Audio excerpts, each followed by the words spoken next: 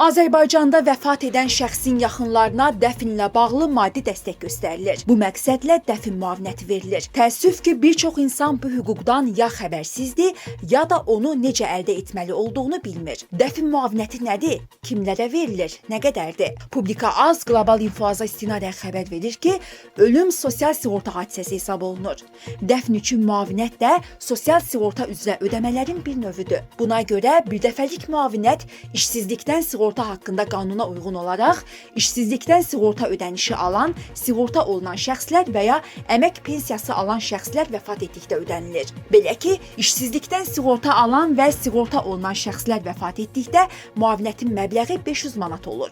Əmək pensiyası alan şəxslər vəfat etdikdə isə sözü gedən ödəniş pensiyanın minimum məbləğinin 3 misli qədər müəyyən edilir. Nəzərə alsaq ki, hazırda əmək pensiyalarının minimum məbləği 320 manatdır, o zaman bu ödəniş 960 manatdır. Qaydalara əsasən müavinət müraciət etmə müddətindən asılı olmayaraq vətəndaşın ölümü ilə əlaqədar onun dəfni ilə bağlı xərclər təyin edilir və ödənilir. Sosial müavinətin təyin olunması üçün şəxs yaşayış yeri üzrə Dövlət Sosial Müdafiə Fondunun struktur bölməsinə, dost mərkəzinə və ya şəhid ailələri üzvlərinin müharibə ilə əlaqədar xəsarət almış hərbi qulluqçuların və əlilliyi müəyyən edilmiş şəxslərin müraciətləri üzrə vahid əlaqələndirmə mərkəzlərinə müraciət edə bilər. Qeyd edək ki, mövcud qaydalara əsasən dəfn üçün müavinəti bütün vətəndaşlar ala bilmir. İşsizlikdən sığorta ödənişi almayan, sığorta olunmayan və əmək pensiyası olmayan şəxslər vəfat etdikdə onların dəfninə görə ödəniş edilmir.